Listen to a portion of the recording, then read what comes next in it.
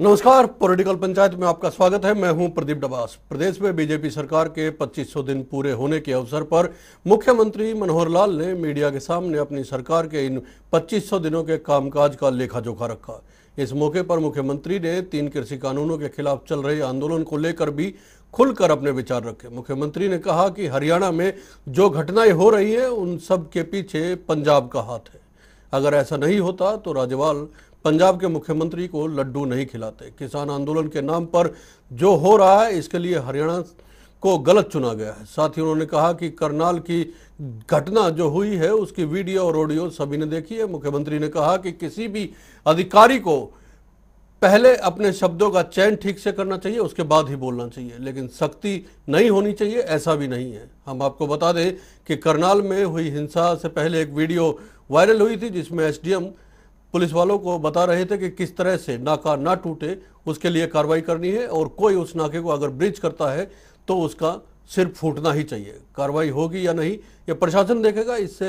इसे लेकर डीजीपी को रिपोर्ट सौंपने के लिए भी कहा गया है। मुख्यमंत्री ने साफ कहा कि सरकार के कार्यक्रम ना तो पहले रुके थे और भविष्य में भी नहीं रुकेंगे। आंदोलनकारियों से संवाद लगातार जारी है। सरकार के साथ जो उनका समझौता है उसे अगर ये लोग नहीं मानेंगे तो हर चीज की एक सीमा होती है, उस सीमा से आगे किसी को बढ़ने नहीं दिया जाएगा।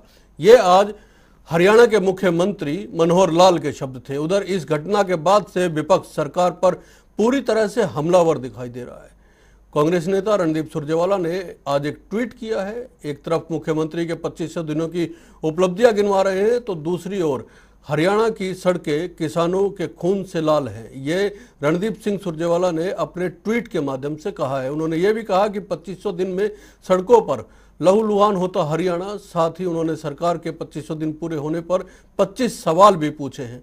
उनका कहना है कि सरकार 2022 तक किसानों की आय दोगुना करने का वादा और दावा कर रही है, लेकिन उसका कोई रास्ता दिखाई नहीं दे रहा है। उधर लाठीचार्ज के विरोध में करनाल के घरोंडा में आयोजित पंचायत में कहा गया है कि एसडीएम और लाठीचार्ज करने वाले पुलिस वालों के खिलाफ आपराधिक मुकदमा दर्ज होना चाहिए। साथ ही आंदोलनकारियों ने सरकार के मंत्रियों और विधायकों का पहले की तरह विरोध जारी रखने की बात कही है। लेकिन इन सब के बावजूद सवाल यही है कि आखिर कब खत्म होगा यह टकराव। यह बड़ा सवाल है। इसके अलावा सवाल यह भी है कि क्या सिर्फ हरियाणा में नेताओं के विरोध से बात बन जाएगी इन आंदोलनकारियों की? क्या पंजाब के उकसाने से हो रहा है ये आंदोलन? ये बड़ा सवाल इसलिए भी है क्योंकि आज खुद मुख्यमंत्री ने भी इस बारे में कहा है। एक इससे बड़ा सवाल ये है कि कैसे या कब खुलेंगे बातचीत के रास्ते। इसी सब को लेकर रहेगी आज की हमारी पॉलिटिकल पंचायत में चर्चा।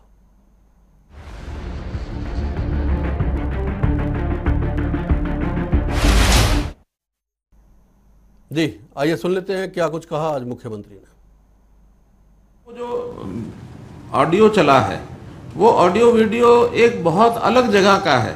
10-12 किलोमीटर दूर वो जगह है और जो इनर सर्कल है जहाँ मीटिंग हो रही थी वहाँ से मीटिंग स्थान से 100 मीटर दूर का है। और ये जो कल घटना हुई है ये 12 किलोमीटर दूर हुई है, ये बस्ताड़ा टोल पर हुई है।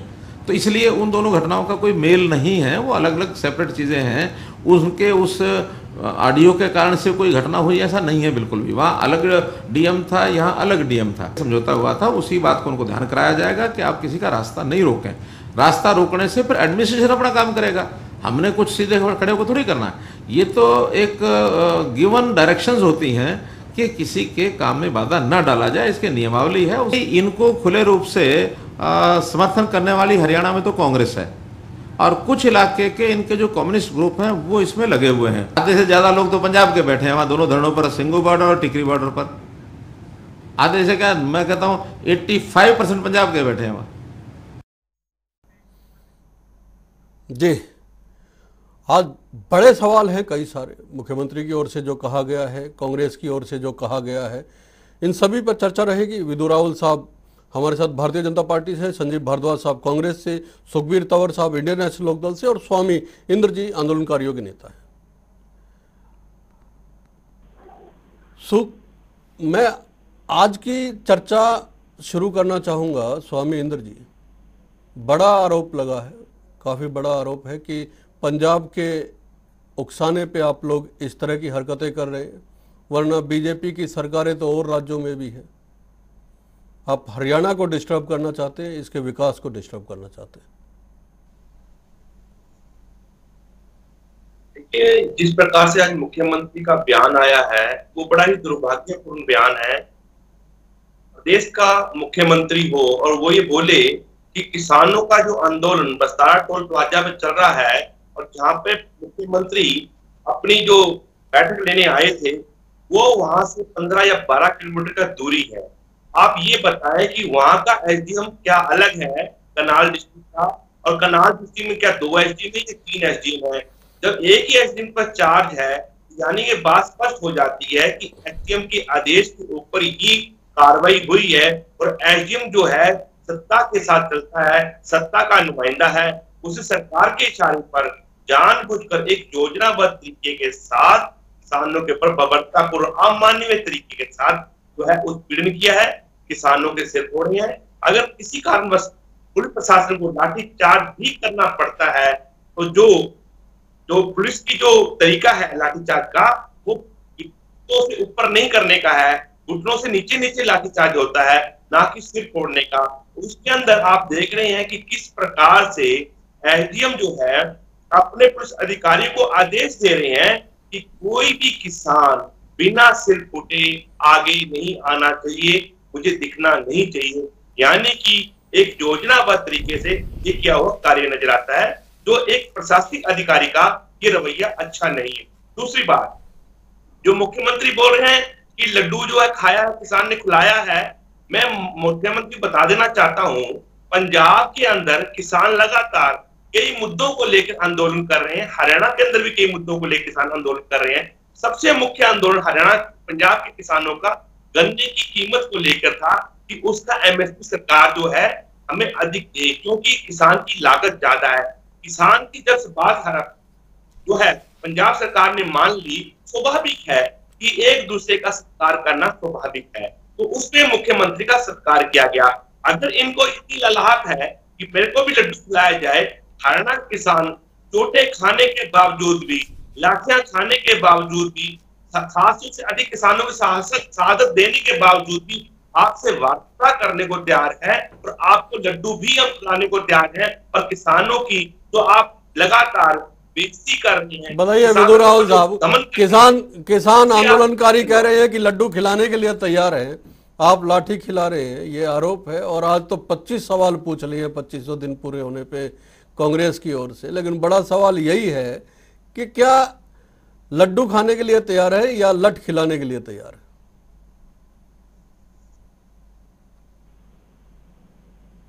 हरियाणा वासियों द्वारा लड्डू लगातार खिलाए जा रहे हैं और हम लोग भी निरंतर लड्डू खा रहे हैं।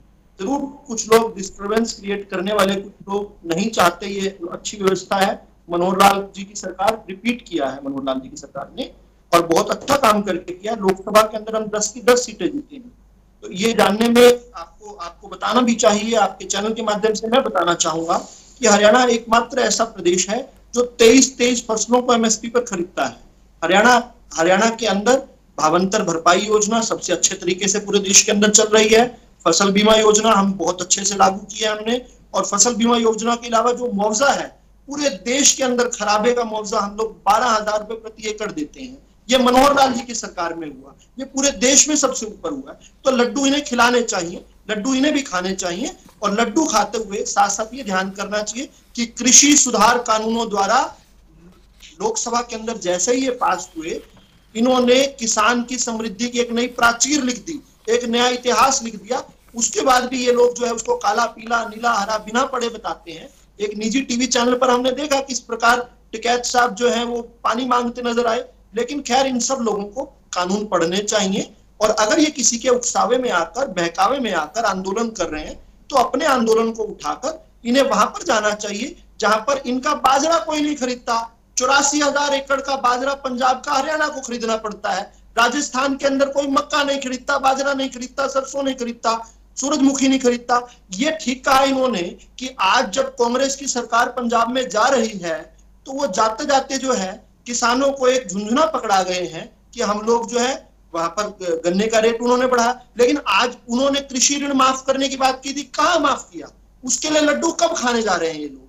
उन्होंने वहां पर किसान को गन्ने का आज इतने साल बाद लेकिन उन्होंने विदु राहुल साहब, सरकार जा रही है और हमारी सरकार आकर देगी। आप केवल ये कह के कि ये कुछ लोग हैं बहकावे में है, पंजाब के बहकावे में है या किसी के बहकावे में है, कांग्रेस के बहकावे में है, कुछ लोग हैं जो ये विरोध कर रहे हैं, आप ये कह के सारे मामले से बच तो नहीं सकते ना। आपको लगातार विरोध झेलना पड़ रहा है, लगातार आपको कार्रवाइयां करनी पड़ रही है, लाठीचार्ज हो रहे हैं, फिर उसके बाद आपको समझौते करने पड़ रहे हैं, फिर उनको छोड़ना भी पड़ता है जिसको आपने गिरफ्तार किया है या केसेस किए हैं, जिनके ऊपर एफआईआर की है वो वापस लेनी पड़ती है। ये तो 9 महीने हो गए ये प्रक्रिया चलते हुए, फिर आप कहते हैं कि कुछ लोग, अगर कुछ लोग हैं तो इनको हटाइए और नहीं है कुछ लोग तो समझौता कीजिए, बातचीत करवाइए।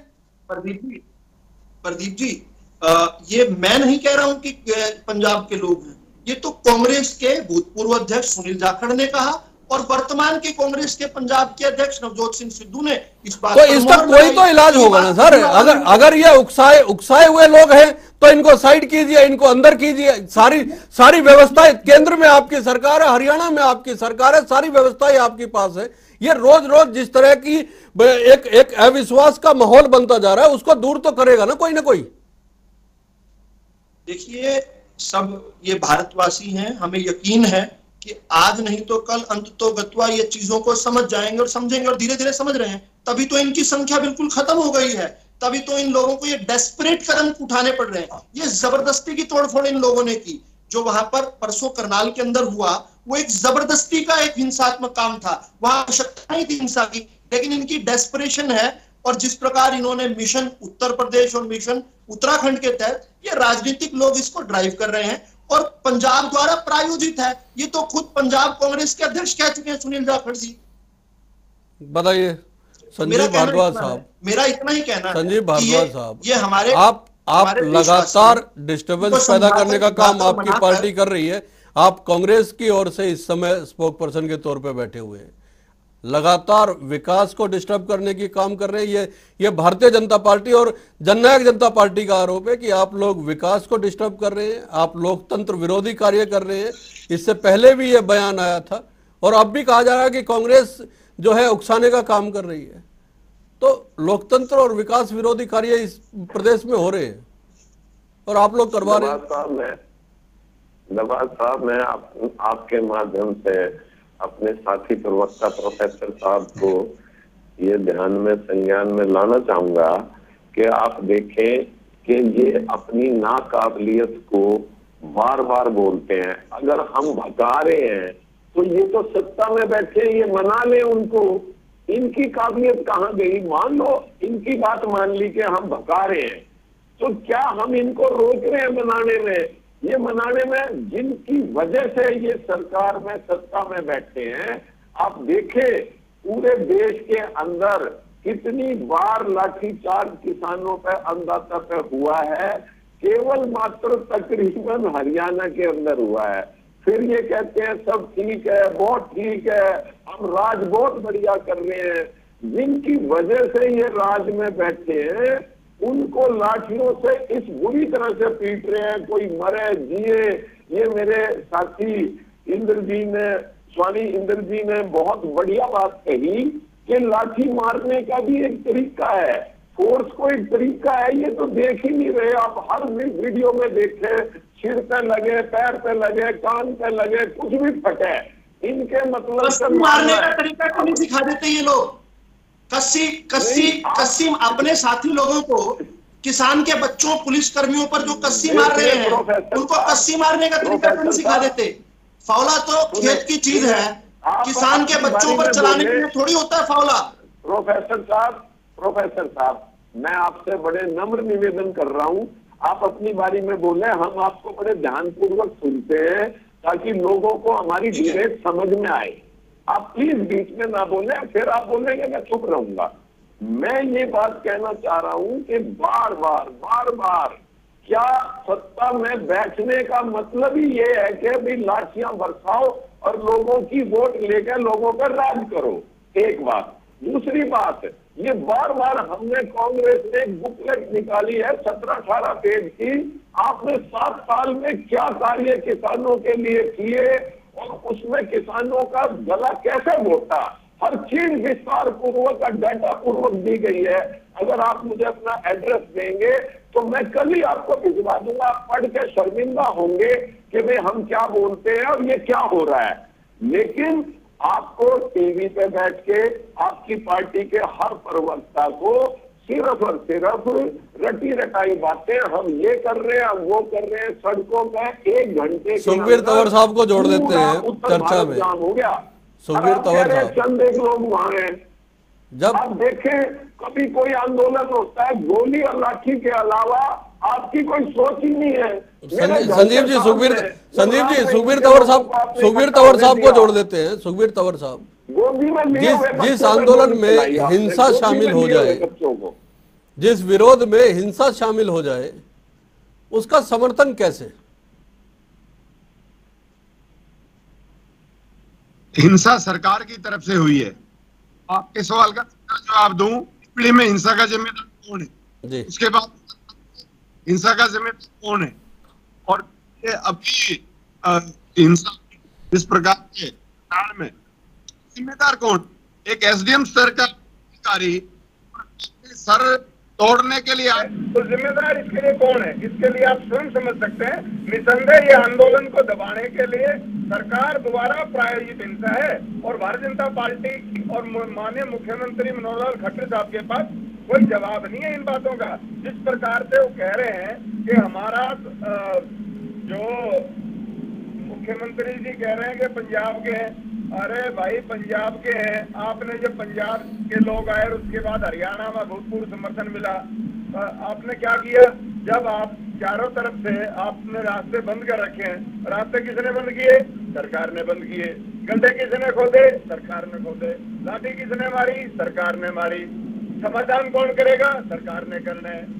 तो किसान तो बिल्कुल शांतिपूर्वक बैठे। किसानों को तो ये लोग प्रताड़ित कर रहे हैं और मजबूर कर रहे हैं जी। सरकार द्वारा प्रायोजित हिंसा बताया जा रहा है इंडियन नेशनल लोकदल की ओर से। मैं ये सवाल लूंगा विधु रावल साहब से, लेकिन स्वामी इंद्र जी, एक सीधा सरल सा सवाल ये है कि आज भी जी बोलिए एक लाइन मैं ये भी कहना चाहूंगा कि मैंने आदरणीय मुख्यमंत्री जी की प्रेस कॉन्फ्रेंस की वो लाइन सुनी कि ये 12 किलोमीटर दूर ये एजिटेशन हुआ, वहां नहीं हुआ जहां ये सभा थी।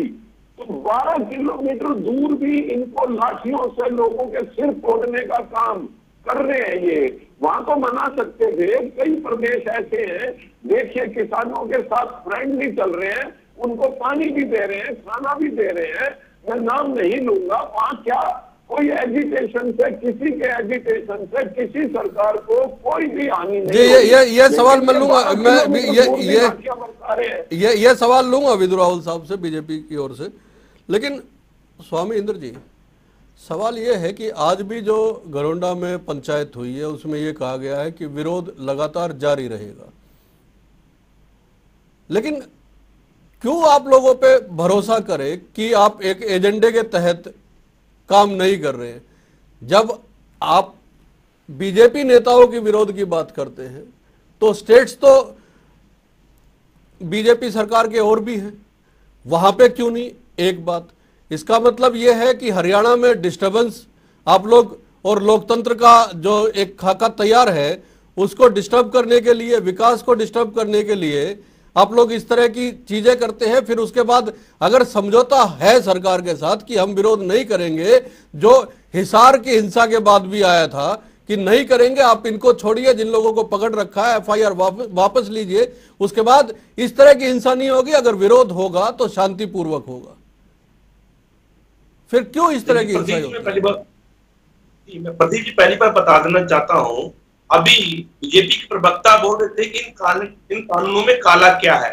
काला तो कल की घटना ने सिद्ध कर दिया कि कॉन्ट्रैक्ट फार्मिंग में जब किसान खेती करेगा और उसकी जो निष्पक्ष जांच जो है एसडीएम करेगा, तो ये निष्पक्ष जांच उन्होंने कल करके दिखा दी।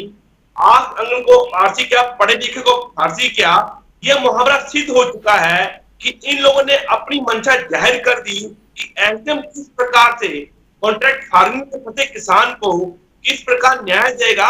वो न्याय सिर्फ खोदकर मिलने वाला है, किसान का लहू बहा के मिलने वाला है। दूसरी बात, मैं आपकी बात को बड़ा करता हूं किसान जो है शांतिपूर्ण तरीके से अपना आंदोलन कर रहा है और आगे भी करेगा। गांधीवादी तरीके से हम आगे बढ़ रहे हैं।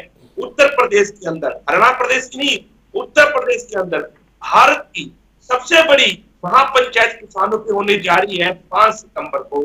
उस समय आपको पता लगेगा कि भारत का किसान खाली हरियाणा प्रदेश में आंदोलनरत नहीं है, पंजाब में ही आंदोलनरत नहीं है, उत्तर प्रदेश में भी है, बिहार में भी है, उत्तराखंड में भी है, उत्तरांचल भी है में भी है, असम में भी है। आप ये देखिए, नहीं ऐसी तस्वीरें तो नहीं आ रही ना स्वामी इंद्र जी, ऐसी हिंसा की तस्वीरें तो सामने नहीं आ रही ना। कम से कम वहां शांति तो आप लोगों ने बना रखी है, अगर आप वहां पे आंदोलनरत हैं तो। यहाँ तो आप शांति नहीं बना पा रहे ना। यहाँ तो कुछ आप कह रहे हैं उकसाया जा रहा है, बीजेपी कह रही है उकसाया जा रहा है, कुछ ये साबित हो रहा है कि उकसाया गया इन लोगों को। आप देखिए, परसों ही के दिन राकेश टिकैत जी सोलन गए हुए थे।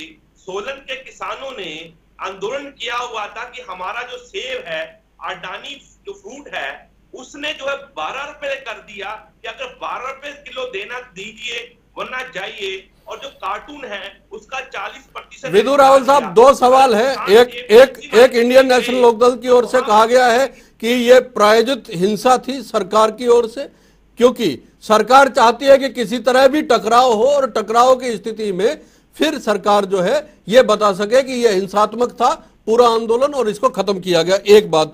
दूसरी बात, कांग्रेस की ओर से उठाया गया सवाल है कि जब 12 किलोमीटर दूर जो चीज हो रही है आयोजन स्थल से, अगर वहां भी नहीं समझा पाए तो समझा कहां पाएंगे आप? देखिए, मैं बार बार एक बात कहा करता हूं कि सोते हुए को जगाया जा सकता है, जागते हुए सोने का नाटक करने वाले को जगाना बहुत मुश्किल है। प्रदीप जी, समझने का प्रयास करना पड़ेगा। ये लोग राजनीतिक लोग हैं, ये लोग नहीं समझना चाहते, और तभी तो अभी स्वामी इंद्र जी जो किसान के बच्चे प्रशिक्षित पुलिस कर्मियों को ये सिखा रहे थे कि लाठी यहाँ चलानी वहां चलानी, ये अपने साथियों को आज तक नहीं सिखा पाए कि कस्सी कहाँ चलानी, कस्सी कहाँ नहीं चलानी। किसान के बच्चों का सिर्फ फोड़ते हैं फावड़े के साथ, जो कि खेत में इस्तेमाल करना चाहिए। खेत में तो ये लोग कभी गए नहीं, ये लोग खेत में जाते तो फावड़े का इस्तेमाल खेत में करते, लेकिन किसान होते तो ही तो किसान के बच्चों पर रहम करते। पुलिस कर्मियों पर जो बर्बरता इन लोगों ने की, इसके बाद पुलिस वाले फूट तो देने से रहे। ठीक है बात कि वहां पर ऐसी तनातनी नहीं होनी चाहिए थी, लेकिन ये लोग चाहते हैं कि इस प्रकार की हिंसात्मक हो, ताकि इनका मृत आंदोलन जो है वो वापस से उसके अंदर थोड़ी सी जान आए। दूसरी लेकिन सवाल तो यह भी है ना कि अगर ड्यूटी मजिस्ट्रेट जो एसडीएम वहां पर थे, अगर उनकी भाषा का स्तर यही रहेगा तो फिर जो कर्मचारी है, पुलिसकर्मी है, वो तो फिर इस तरह की हिंसा करेंगे ना सर। उस पर अभी कोई भी कमेंट करना जो जल्दबाजी है, वो जांच। कमेंट तो खुद मुख्यमंत्री साहब ने कमेंट किया। उन्होंने कहा कि भाषा का चयन ठीक होना चाहिए। उन्होंने साफ कहा आज अगर इस तरह की भाषा का आप इस्तेमाल करवाएंगे अधिकारियों से तो हिंसा तो होगी सर। आपके सहयोगी ने विरोध किया है, उप मुख्यमंत्री ने। हमें हमारी मंशा से जज किया जाए। प्रदीप जी, ये आपने ही अभी थोड़ी देर पहले को पैनलिस्ट पर सवाल उठाया था कि ये दूसरे प्रदेशों में जाकर उपद्रव क्यों नहीं कर रहे। हम लोग बड़े संयम के साथ ये काम कर रहे हैं, इनकी बात भी कर रहे हैं, वार्ता करना चाहेंगे वार्ता करेंगे, लेकिन कानून को तोड़ेंगे तो कानून अपना काम करेगा। लेकिन दूसरे प्रदेशों के अंदर इसलिए हिम्मत नहीं करते ये लोग क्योंकि शायद दूसरे प्रदेश जो है इतना धैर्य ना दिखा पाए। मैं आऊंगा सुखबीर तंवर साहब आपके पास और भारद्वाज साहब आपके पास, उससे पहले इसका मैं जवाब ले लेता हूं जरा स्वामी इंद्र जी से।